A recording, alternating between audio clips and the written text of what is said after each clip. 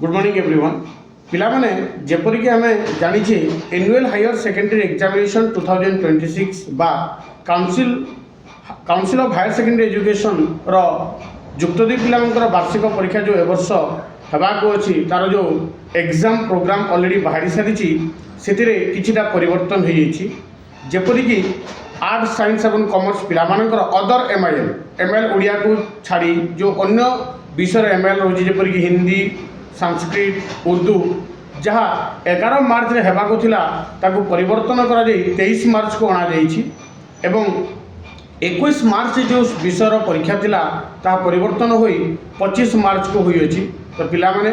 से दिन क्यों क्यों विषय